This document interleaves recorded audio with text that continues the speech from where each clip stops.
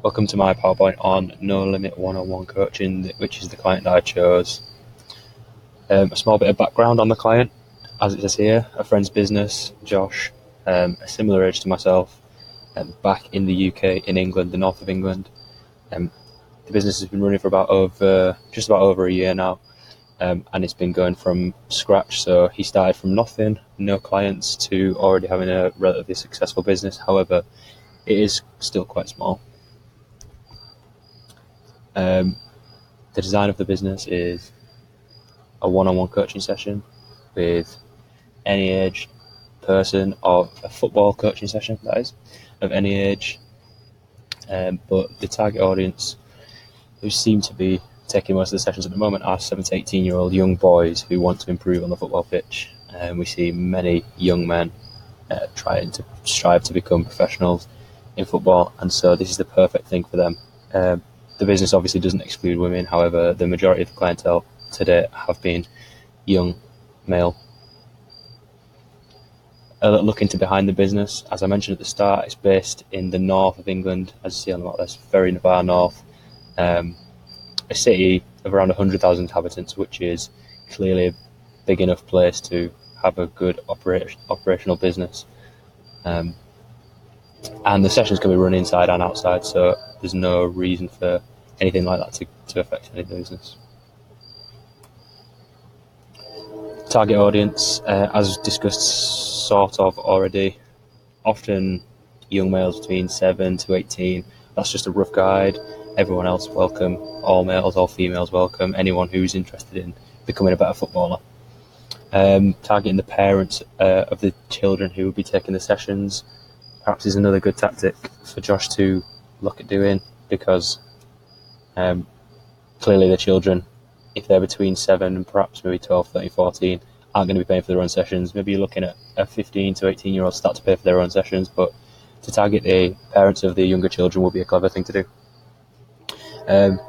No reason for it to be anything serious if they just wanted to do it for entertainment or just to get active. Nothing wrong with that at all. Josh accommodates all clientele. As far as direct competitors go, there aren't a huge amount, so I had to look further afield for similar businesses. I ended up having to look the length and breadth of Britain, because nothing quite goes as far as Josh does in providing the good service of one-on-one coaching, and on the side he provides a physical training part of his business.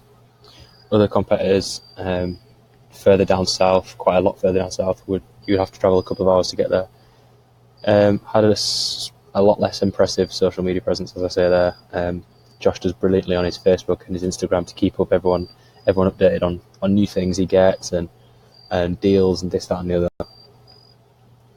other. It often had a website. The opposition business often had a website that you could click a link from their social medias to go to, which then detailed more things as far as the business goes. Josh's business doesn't quite have this yet, and so that's perhaps something we want to work on. Josh's social media, his Instagram in particular, is very engaging with his clientele, a younger age group. Everything's about football, and this is something perhaps the other competitors don't have as much, as they post a lot of on social media of self-promotion, so trying to get business rather than generating interest first. There's not always a great variation in posts on the competitors and on the competitors' social media as well, often focusing on one session, which might prove to be a lack of customer base they have already, and they're just trying to eke out as much from that one customer as they can. Looking at one-on-one football coach, which is another business, the most similar business to Josh's, No Limit, has a clear experience within the field. As far as interest in the field goes, the sport, they seem to have it all nailed down, which is good for their customers. They post often, yet it's sporadic on Instagram and Facebook and even Twitter, which is one thing that No Limit doesn't have. Often they would be posting for many days straight and then miss a couple of days. Perhaps this could be an understanding of algorithms which lead to more people seeing their media that they post. They obviously know that social media, as Josh does, is a good place to promote themselves and to get people talking and understanding the business.